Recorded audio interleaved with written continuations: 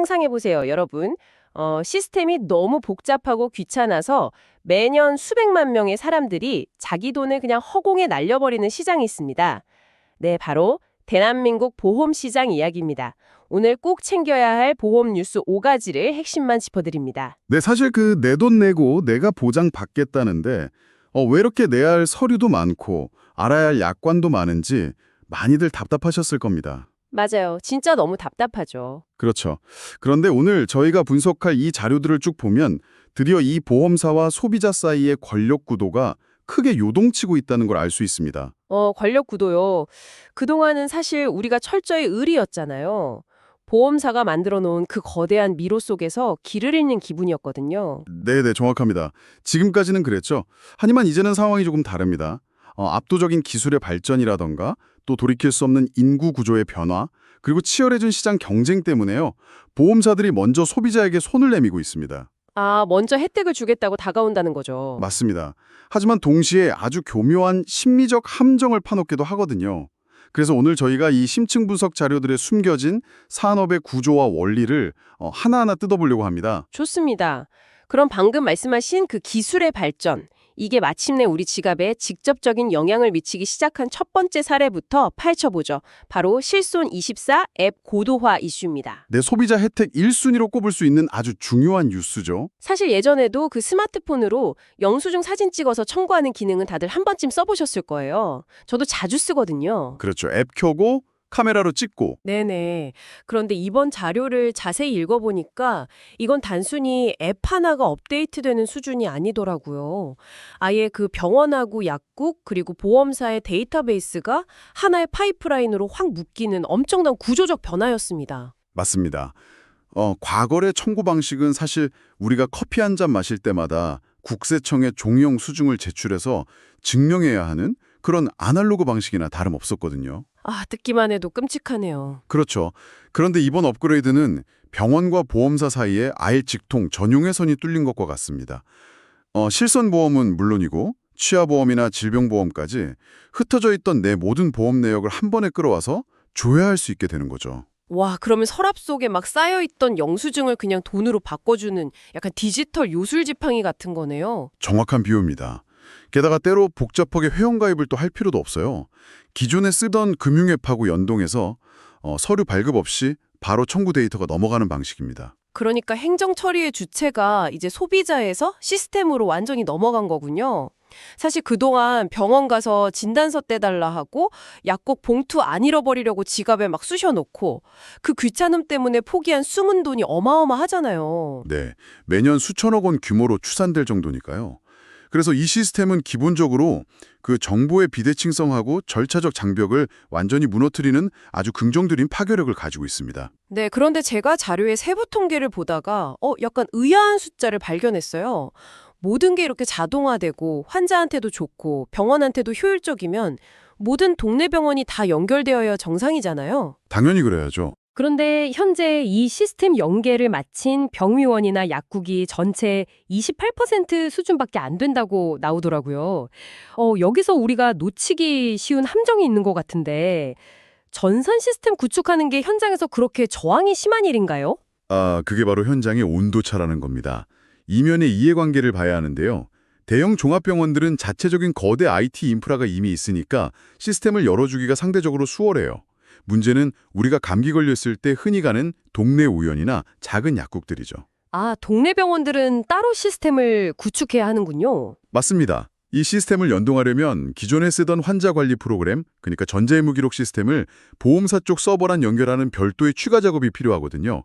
여기에는 당연히 비용도 발생하고요. 네네, 아무래도 그렇겠죠. 또 일부 병원 입장에서는 본인들의 진료나 처방 데이터가 외부로 너무 투명하게 넘어가는 것에 대한 막연한 행정적이고 심리적인 부담감도 작용하고 있습니다. 아, 그러니까 28%라는 숫자는 단순한 기술 개발이 늦어지는 게 아니라 병원들의 현실적인 비용 문제랑 껄끄러움이 막 얽혀있는 결과였군요. 정확합니다. 훌륭한 고속도로를 뚫어놨는데 정작 톨게이트로 진입하는 동네길이 아직 안 닦여 있는 셈이죠. 그렇다면 지금 이 방송 듣고 계신 여러분, 무작정 이제 종이 영수증 안 받아도 된다고 생각하시면 곤란하겠네요.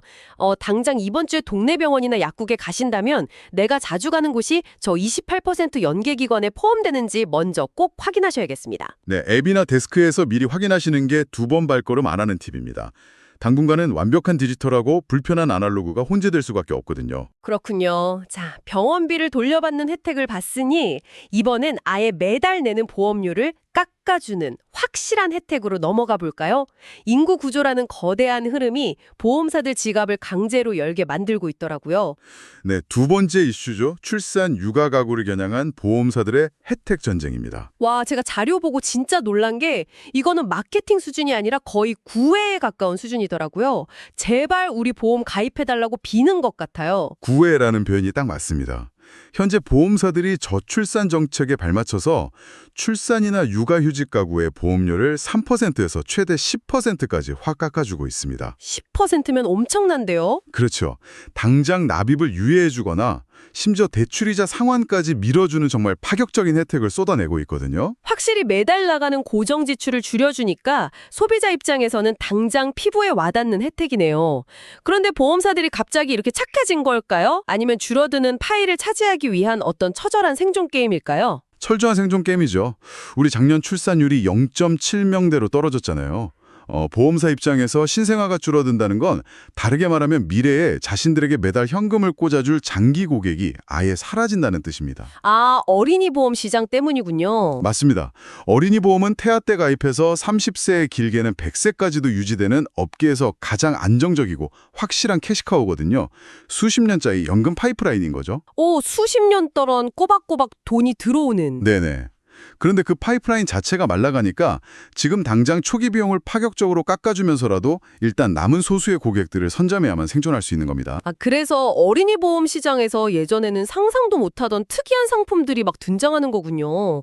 제가 자료에서 되게 흥미롭게 본 게 가입하고 20년 뒤에 보장 금액이 2배로 뛰는 상품이 있었어요. 이걸 최중형 상품이라고 부르던데. 네, 맞습니다. 시간이 지날수록 보장받는 돈이 마치 계단처럼 쑥쑥 올라가는 구조입니다. 그러니까 나중에 물가 상승 때문에 보험금 가치가 똥값이 될까 봐 그거 걱정하는 부모들 심리까지 방어해 주겠다는 거잖아요. 정말 머리 잘 썼네요. 그렇죠. 과거 가입자들의 가장 큰 불만이 지금 1,000만 원 보장 받아봤자 30년 뒤에 우리 애가 어른 되면 그거 껌값 아니냐 이거였거든요. 인구가 줄어서 고객 한 명 한 명이 귀해지니까 이런 디테일한 니즈를 예민하게 반영한 겁니다. 심지어 아이가 뛰놀다가 뼈가 부러지거나 깁스만 해도 뭐 묻지도 따지지도 않고 3만 원을 정액으로 바로 쏴주는 통신사 결합 미니보험까지 나왔더라고요. 타겟 마케팅이 정말 정교해졌죠. 결국 이 저출산이라는 위기가 역설적으로 현재 임신 중이거나 육아 중인 부모님들에게는 거대 보험사와의 협상력을 극대화시켜주는 기회가 된 셈이네요. 맞습니다. 공급자는 많은데 수요자가 급감하는 시장에서 소비자가 누릴 수 있는 아주 당연한 권리죠. 여러분, 만약 지금 임신 중이시거나 육아휴직에 막 들어가셨다면 이 유리한 시장 상황을 10분 활용하셔야 합니다. 보험사가 알아서 청구서 깎아서 보내주진 않거든요. 당장 가입한 보험사에 전화해서 3에서 10% 할인이나 납입 유예 혜택 받을 수 있는지 적극적으로 요구하시기 바랍니다. 네, 제도가 아무리 좋아도 스스로 챙기지 않으면 혜택은 주어지지 않으니까요. 자, 그런데 보험사들의 이런 치열한 고객 유치전이 항상 소비자에게 이득만 되는 건 아닙니다. 세 번째 자료로 넘어가 볼 텐데요. 때로는 우리의 불안 심리를 교묘하게 이용하기도 하죠. 운전자 보험 절판 마케팅의 함정입니다. 네, 이건 정말 소비자들이 조심하셔야 할 이슈입니다. 작년 한 해 동안 운전자 보험 신규 가입이 무려 642만 건을 넘어서면서 최근 5년 내 최고치를 찍었다고 하더라고요. 아니, 우리나라 운전면허 소지자 수를 생각하면 1년에 600만 건이 넘는다는 건 이게 정상적인 수치가 아니지 않나요? 절대 정상이 아니죠. 이건 전형적인 공포 마케팅, 업계 용어로는 절판 마케팅이라고 하는데요. 그게 만들어낸 아주 기형적이고 과열된 결과입니다. 공포 마케팅이요? 뭐 혜택이 줄어든다고 겁을 준 건가요? 네, 맞습니다. 이 사태의 핵심 트리거가 운전자 보험에서 가장 중요한 특약 중 하나인 변호사 선임 비용 보장 한도였어요. 이 한도가 최대 5천만 원이었는데 금융당국 규제 때문에 이게 곧 반토막으로 줄어들 거다 이런 소문이 돌았거든요. 아, 그러니까 홈쇼핑에서 막 쇼호스터들이 매진 임박 5천만 원 혜택은 오늘이 마지막입니다 하면서 카운트다운 외치는 거랑 똑같은 상황이 벌어진 거네요. 네, 정확히 그겁니다. 그런데 가만히 생각해 보면요. 보장이 반토막 난다고 하면 그 전에 좋은 조건일 때 빨리 막차 타는 게 소비자의 합리적 선택 아닌가요? 가만히 있는 게 오히려 손해 같은데요? 겉보기에는 아주 합리적인 판단 같죠? 하지만 그게 바로 정보의 비대칭성이 만들어낸 치명적인 함정입니다. 운전자 보험의 변호사 선임 비용 같은 담보는 기본적으로 실손 비례 보상 방식을 따르거든요. 실손 비례 보상이요. 그러니까 내가 불안해서 보험을 2개, 3개 중복으로 막 가입해서 서류상 한도를 1억 원으로 만들어 놔도 나중에 사고 나서 실제 변호사비로 3천만 원을 썼다면 1억 원을 주는 게 아니라 내가 쓴 3천만 원 내에서만 보상해 준다는 뜻인가요? 완벽하게 이해하셨습니다. 실제 발생한 비용만 비례해서 주기 때문에 한도만 무작정 늘린다고 나한테 떨어지는 현금이 많아지는 게 절대 아닙니다. 와, 진짜요? 그럼 2개, 3개 가입할 이유가 전혀 없잖아요. 그렇죠.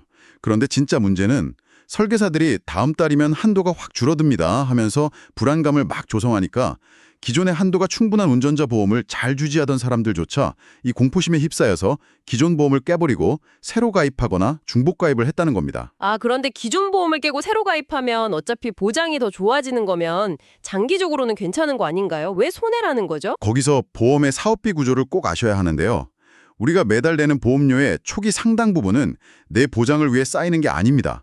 설계사 수당이나 보험사 계약 관리 비용 같은 이른바 사업비 명목으로 쑥 빠져나가거든요. 아, 초기 수수료 같은 거군요. 네네. 그런데 굳이 바꿀 필요 없는 기존 보험을 해지하고 새 상품에 가입하면 이 비싼 초기 사업비를 처음부터 완전히 다시 떼이게 되는 겁니다. 세상에. 그러니까 한도를 늘릴 필요도 없는 사람들이 굳이 손해를 봐가면서 그 비싼 수수료를 2번씩 내고 있었던 거네요. 맞습니다. 금융당국이 경고까지 했는데도 영업조직의 공격적인 푸시랑 소비자의 조급함이 만나서 642만 건이라는 역대급 헛발질이 나온 거죠. 여러분, 누가 옆에서 다음 달부터 보장이 확 줄어듭니다. 오늘 무조건 사인하세요. 이렇게 재촉할 때 절대 바로 사인하시면 안 됩니다.